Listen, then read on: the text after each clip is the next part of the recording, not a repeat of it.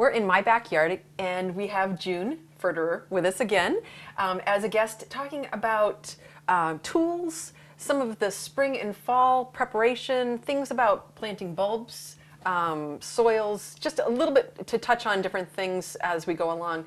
Now, a lot of this is great preparation in order to have good bulbs that come up in the spring. So, June, I'm going to put it on to you a little bit. Where do we start with tools? Well, the tools are expensive. They are. And good tools are expensive. Yes, good tools are expensive. Right. They're worth it to spend the money because if you take care of them, then they last forever. Right. And they should be cleaned.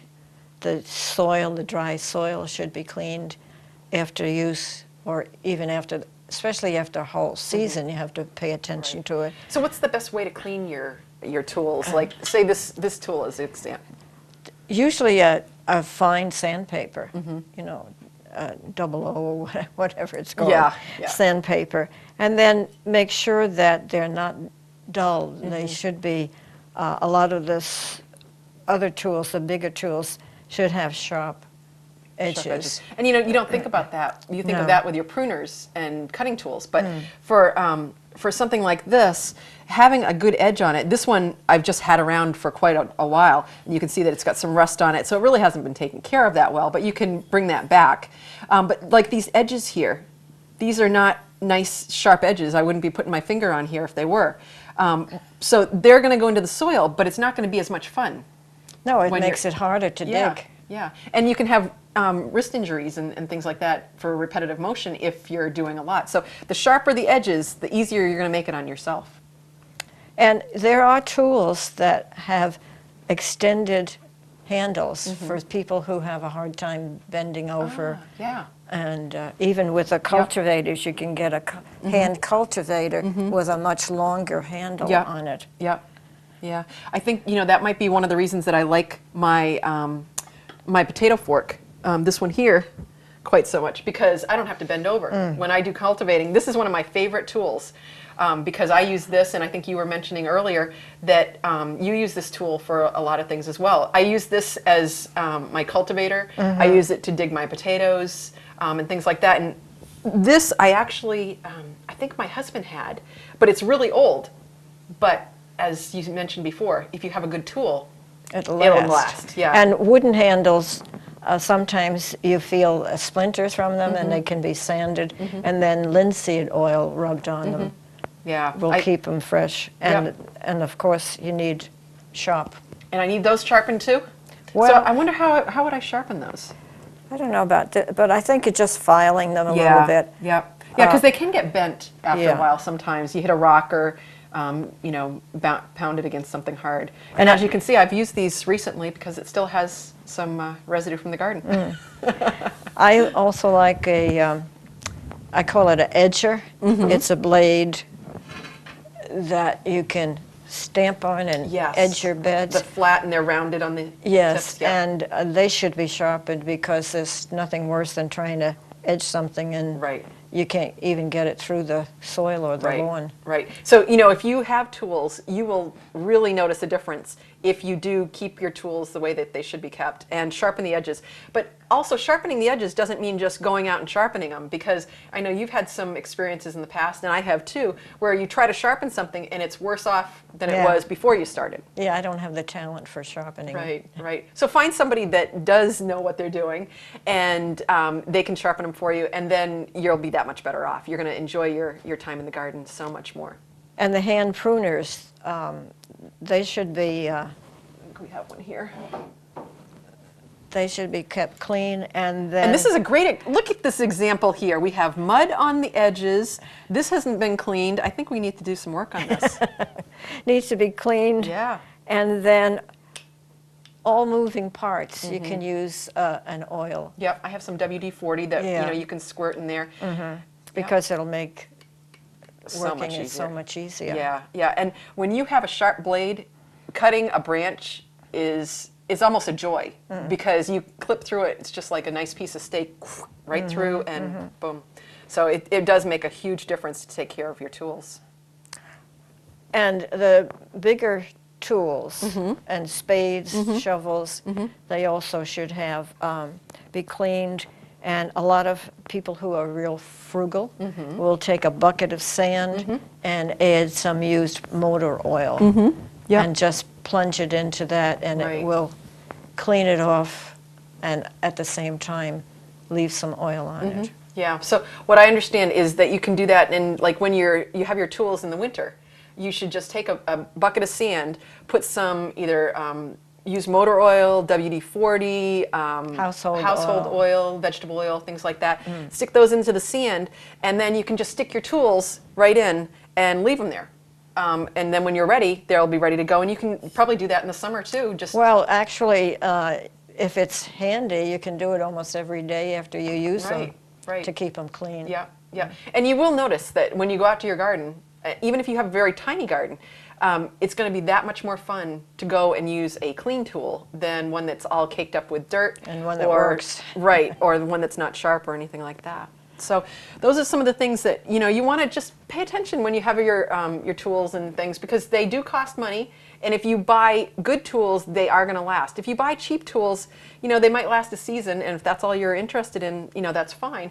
But what I've found is when I've picked up some cheap tools, they fall apart, or you're digging with them and the handles break or they bend. Yeah, so pay attention to what you're buying, and buying something good really will. And if you do have trouble with your back or bending, look for the extended handles. Yeah, yeah. So that would make a huge difference. So we've talked a little bit about tools, and you should go online as well for this and get more information about how to take care of your certain tools, because there's differences between your hand tools or your cutters and things like that.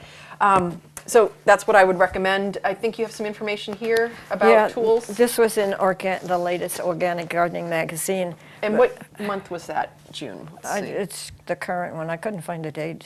December 2011, January 2012. This is. They show all different kinds of hand pruners, and actually they run from, price-wise, I think the cheapest is $13 or $18, all the way up to $87. Right. So there is a difference between them. Yeah. And they give suggestions down here how to take care of them, and the one thing is to keep them clean and use either household oil or mineral oil to put in the, I call it all the working parts, to keep them going nicely. Yeah, yeah. Because when I've gone to the store, I've seen quite a range in pricing. And it's hard to know what you're buying because there is such a range. But if you look at a publication like this, or you go online, I'm sure that they have this information available online as well. You'll have a better idea of the choices that you're making when you're making your purchases for tools. And I lost my favorite one this year in the garden. So I want a holster. If I buy another one, I want a holster to put around my waist so I can put it back in again. Yeah, it's a great tool. I have carpenter pants that I'll wear sometimes, so I'll put my tools in the side pockets, but the holster would be a great idea. And there's a company called Duluth that has all kinds of holsters and things to put in buckets and things like that. You can go online for that as well. And they have things that you might be looking for, June. So something to think about. I'll try to find a holster. Yeah, yeah. The holidays are coming. Christmas will be here soon. I know. Santa will put something under the tree for you. A friend said, oh, she would get that for me, but then she didn't realize the prices. Yeah, yeah, yeah. But again, for a good one, it's worth it. But I said, if you want to give me a gift certificate to Agway, and I have other certificates I could add to it. Yeah, yeah. So that'll make a big difference. So again, we have talked about tools a little bit, but I did want to touch on bulbs a little bit more too. There's tulips, there's all kinds of narcissus, there's daffodils, things that people can plant in the spring and fall. And one of these tools really will help out when you're digging your holes for those kinds of things. A lot of the tools have different markings on them. Once you've planted a few bulbs, you kind of get the gist on how far you need to go. And a lot of the packaging, I don't know if this one here has it, but yeah, this packaging here, a lot of the bulbs that you buy, the different depths, and that really is important when you're planting your bulbs, because you want them to come up at the time that they're going to that they need to be coming up, and they need to have a certain amount of time to get that that greenness coming through the soil. So there are units too that you can use as a bulb planter, but I haven't found that to be the most ideal because sometimes you plant several bulbs in a cluster, you know, 3 or 5 or 7, and the trowel is easier to use in that case. Some of those you twist around in order to get in. Oh, that's for, that's... Yeah. It seems like a lot of work to me compared to, you know, when you go in and, again, this one here has a measurement on it, so it tells you approximately how deep you are for your bulbs. So I do have the bowl, and we have some daffodils in here that I'd like to get planted. These can be planted in the fall usually, but I think you can also plant them in the spring if you get to the soil early enough. Oh, I like to do it in the fall. Yeah, and it's more traditional, really. For bulbs that rodents like tulips. Yeah, so you're trying to feed them through the winter, right? You can plant, if you really want to plant them and you have problems with rodents, sometimes you can work up a little basket, a metal basket, like a screening, and put that in the hole first. Put some soil in, plant your bulbs, and you can even put some on the top, you know, a screening on the top, because the bulb will come right through. Right. And that's a good idea. I never thought of that. There was just wrote one about planting in layers, and that's where you can take a container, a large container, and start with some drainage and soil, and then plant the bigger bulbs first, and like the tulips, and you plant those. Tulips have a flat side, and you plant them toward the edge of the container so that the leaves flop over nicely, gracefully, and then you keep layering them with other bulbs like the next daffodils and hyacinths and crocus, and they all come up at their time through the layers of soil. It's, you know, that reminds me of Marlborough greenhouses. Over there, they have they do things mail order, and they have some really beautiful tulips. But sometimes in the end of the season, they'll have leftovers. And I know my dad loves to stop over there. He just loves putting them into his yard because it's color in the spring when some of the things have maybe gone by. But they have selections that do have tulips and the smaller, I can't think of what they're called. They're purple. Grape hyacinths, yes. That are just beautiful and all kinds of things. Yeah, the garden club picked up some last year for that. Yeah. Oh, and the garden club. You belong to which garden club is this? The Old Homestead Garden Club. And this is in Swansea? We meet in Swansea, but we represent the 13 towns in Cheshire County. Oh, I didn't realize. Yeah. So you meet like once a month, or and what do you guys do at your meetings? Well, we have reports on all the committees, the financial reports and so forth. We have we call a silver tea, which is some refreshments, and then we have a speaker. And next April, we're having April of 2012. We're having a Federated Garden show, and that's going to be over at the church off. Is it Old Homestead Highway or no? It's off near Cobble Hill. Isn't that awful? I can't think of it. Well, anyway, we'll keep an eye out for it anyway. The name of the church. And is this something that you do annually, or? The Standard Flower Show takes a lot of work, and so it is difficult to do it every year. So we don't. And since I'm horticultural chairman, I take care of all the horticulture divisions. And then there's designs and educational exhibits as well. So where would we see some of your things? Like I think you have an island in Swansea where you have flowers. Oh yeah, we have all through Swansea. We've planted at the library and at the town hall and the triangles, the different triangles. And we're still involved in the Ashuela River Park. Oh, and then that's beautiful. And we'll have to have a show there sometime. We used to. Now, do you plant the bulbs and things that they have there? Well, or are there other garden clubs that help out too? No, we started out maintaining some of the things.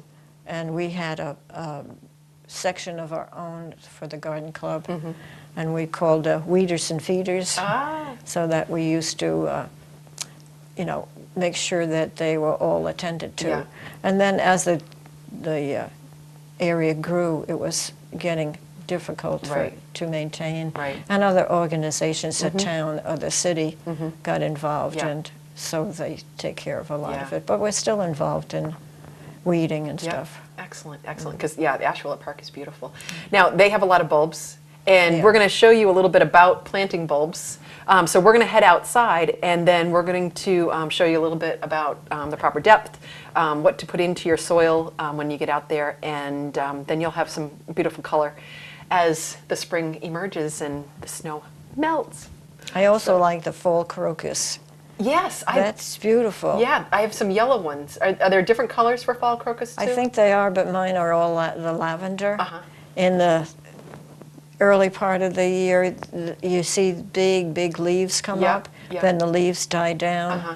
and then in the fall, they're shaped like a crocus, Right. but they're huge. Yeah. They're very big, and Yeah. they multiply nicely. Excellent, because that gives me hope, because I planted some this fall, and I'll be looking forward to seeing them emerge in the next couple of years. So, all right, so we're going to head outside.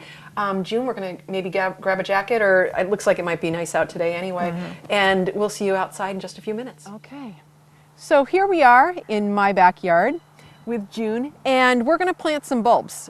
So today, June, what would we do in order to get a nice plot of bulbs planted? Never plant them in a single row like soldiers. Uh-huh. They just don't look right. Right, And it right. doesn't do the bulb justice and their beauty. Right, because there's so much color there that you really Yes. want everything to be So plump. what I like to do is have you dig a hole first Okay, and add, dig it out, dig the soil out. okay. And it's always best to plant either 3, 5, 7 uneven numbers in clusters, Excellent. in That's groups. Yep. I don't know why, but that's what I always think of too. Everything's Yes. in odd numbers. Okay. Yeah, because if they're even numbers, they look so stiff, and you feel like you have to keep on going. But if Right. you dig a good size hole, put some bone meal in the bottom. Okay. So I have some bone meal here. We got this from Achille Agway, and this is organic. Do you have any specific kinds that you like, or is there any difference on bone meals? No, I just use organic. Okay. Yeah. Okay. And they do have this one on the market here too. This is a bone meal that is a liquid, more concentrated type of product. I don't think that would really last as long. And then they also have this Dr. Earth that's also another bulb food. This is organic as well. So I guess it's really personal preference. Yes, for a while, so-called experts were saying that bone meal was not used anymore, but it's come back into popularity, and I still think it's a good addition. Yeah, I think so too. So a handful? Yeah. Okay, so I just sprinkle that around? Yeah, and then mix it with your trowel. Okay.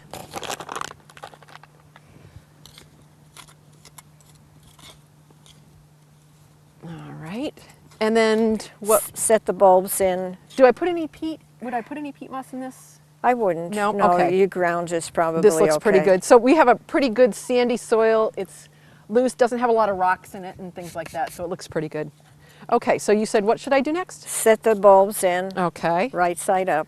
Okay. Now, I'll dig the holes after, or No, is you this dug good? the hole already, didn't you? Nope. What Oh. I did is I just loosened it up. So I Oh. should take this and pull it apart then. Yeah, I would Okay. dig the hole first and then add the bone meal. Okay, so I'll do that again then. It's probably not going to hurt it. How deep should I go? Should I go deeper than this, June? Well, This is probably this deep, it's supposed to be, like 4 to 6 inches? yeah, Okay, so I'll go down a little bit further then. I would do 6 inches. Okay. And the bigger the bulbs you purchase, the bigger the flowers will be, or the Right. plant will And be. the deeper you'll have to have your hole too, I Yeah. would think.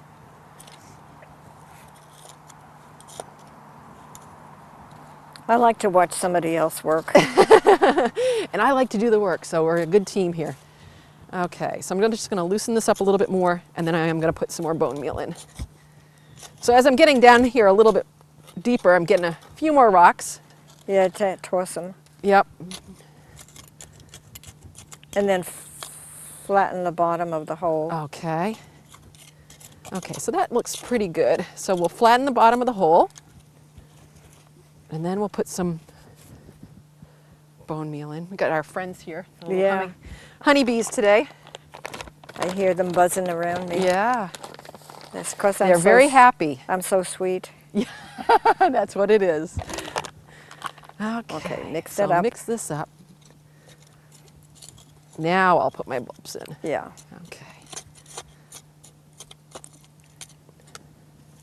And space them apart evenly, even though you're doing 3 or 5 or 7 or whatever. Okay. So there's 4, 5, 6, and I guess that's pretty good. There's 7. Okay. So then I just put my soil back on top of them. Pat it down. Okay. All right. And then would I water them now? You could. The ground is probably moist, but you could add a little bit of water. Okay. And I would mark the area. Okay. That's one thing we didn't do on the seeds. Right. Yeah. Oh, yeah. It is a good idea to keep track of everything that you do so that Yes, you know where it is, yeah. because I know it would be really tough, you know, if I come back into this area and want to plant something else, I might be digging up my bulbs and But that's hard to do when you have all different kinds of bulbs. It Like I is. said, I have these tiny ones that bloom very early in the Yeah. spring. And when they're finished blooming, I leave the leaves just brown by themselves. Yeah. And if I plant annuals around them, then Uh-huh.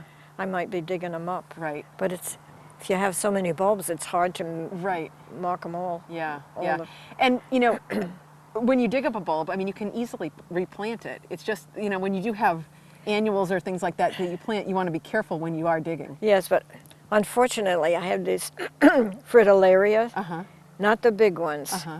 It's a small bell-shaped flower. Yeah. Looks like material. It's got a pattern on it, Oh. and I love it. Yes. And it's spread. Yeah. And I had it in one place, Uh-huh. and excuse me, a friend admired it, so I said, well, I'm going to separate them because they're getting. So I separated them, and I gave her some bulbs, and the bulbs are very tiny. Yeah, they are. Yeah. And not one came up this year. Huh. I bet you had a little rodent. Oh, they've been Will there. they eat those? No, I don't think so. They No? were there for several years, and Yeah.